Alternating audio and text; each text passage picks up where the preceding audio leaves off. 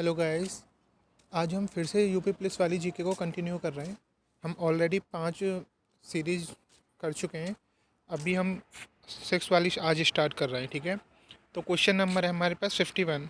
इसमें लिखा हुआ है भारत की संसद में शून्यकाल शुरू होता है। ठीक है, तो पहला ऑप्शन है हमारा बैठक के पहले 1 घंटे में। दूसरा है ऑप्शन अपना बैठक के अंतिम 1 घंटे में। तीसरा ऑप्शन है दोपहर 12 बजे। और चौथा ऑप्शन है किसी भी समय। तो इसका राइट आंसर हो जाएगा हमारा दोपहर 12 बजे। ठीक है, भारत की संसद में शून्यकाल कब शुरू होगा? तो दोपहर 12 बजे। ठीक है, अब नेक्स्ट क्वेश्चन देखते हैं हम। यहाँ पर है भारतीय संविधान का कौन सा भाग नागरिकता से संबंधित है? ठीक है, हमारे ये भारतीय संविधान के बारे में पता कर रहा है। हमें पता है कि हमारे जो भारतीय संविधान है उसमें पहले 22 भाग थे, अभी 25 भाग है। ठीक है, उनमें से जो हमारा पहला भाग होता है वो हमारा यूनियन एंड टेरिटरी को लेकर है। ठीक है, लेकिन जो हमारा दूसरा वाला भाग है, दूसरा वाला वो जो भाग है जिसमें आर्टिकल 5 से लेके 11 तक, यानी आर्टिकल 5 से लेके 11 तक हमारे संसद वो जो नागरिकता है उससे रिलेटेड बातें करता है। ठीक है, तो वो भाग 2 में दे रखा है, तो इसका राइट आंसर हो जाएगा भाग 2।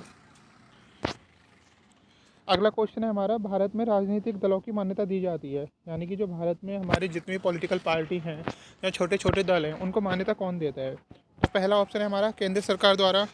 दूसरा ऑप्शन है हमारा राज्य सरकार द्वारा। तीसरा ऑप्शन है हमारा भारत के उच्चतम न्यायालय द्वारा। और लास्ट ऑप्शन है हमारा डी वाला, भारत का निर्वाचन आयोग द्वारा। आप ये बताइए, जो हमारी पॉलिटिकल फिनोमिना होता है या पॉलिटिकल चीज़ें होती हैं वो किससे रिलेट करती हैं? केंद्र सरकार से, यानी जो चुनाव वगैरह हैं हमारे वो किससे रिलेट करते हैं? क्या वो केंद्र सरकार से करते हैं, क्या वो राज्य सरकार से करते हैं, या उच्चतम न्यायालय से करते हैं, या निर्वाचन आयोग से? तो हमें पता है केंद्र सरकार से नहीं करेंगे। ठीक है, ना ही वो राज्य सरकार से करेंगे। भारत का उच्च न्यायालय क्या करता है, वो हमारा जुडिशरी का देता है, मतलब किसी का अगर केस वगैरह हुआ है तो वो न्याय का काम करता है, तो ये भी नहीं करेगा।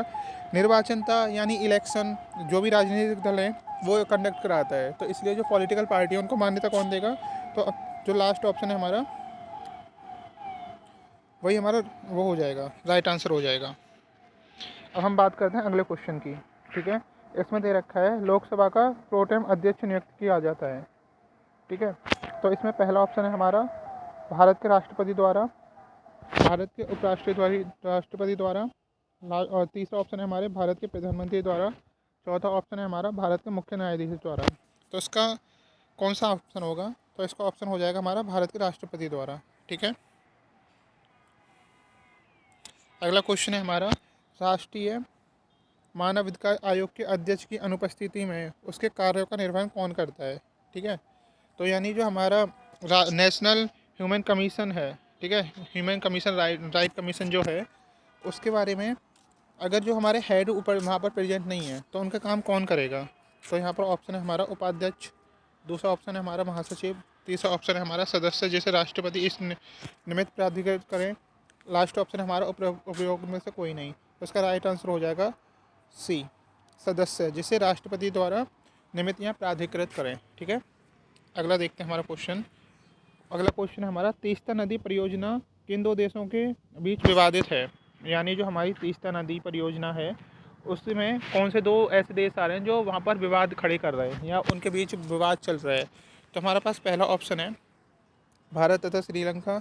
दूसरा ऑप्शन है हमारे पास भारत तथा बांग्लादेश। तीसरा ऑप्शन है हमारे पास भारत तथा पाकिस्तान। एंड चौथा ऑप्शन होगा हमारे पास इनमें से कोई नहीं। ठीक है, तो इसका राइट आंसर हो जाएगा भारत तथा बांग्लादेश। ठीक है, हाँ एक चीज़ और ध्यान रखना, भारत और बांग्लादेश, अगर कोई पूछे कि भारत सबसे ज़्यादा बाउंड्री किसके साथ शेयर करता है, यानी कि सबसे बड़ा जो बॉर्डर है वो किसके साथ है, तो सबसे बड़ा जो हमारा बॉर्डर शेयर होता है वो बांग्लादेश के साथ ही होता है। ठीक है, क्वेश्चन नेक्स्ट क्वेश्चन है हमारा रेड क्रॉस का मुख्यालय है, यानी रेड क्रॉस आपने देखा होगा, उसका मुख्यालय कहाँ पर है?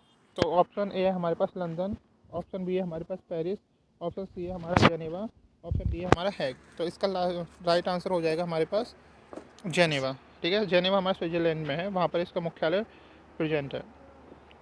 हमारा क्वेश्चन नंबर है 58। निम्नलिखित में से कौन सी राष्ट्रीय आय के आंकलन की पद्धति नहीं है?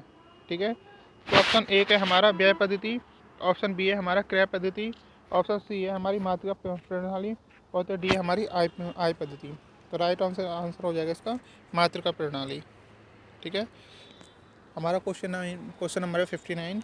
प्रधानमंत्री की उज्ज्वला योजना किससे संबंधित है? आपने देखा होगा उज्ज्वला योजना किससे संबंधित है। ठीक है।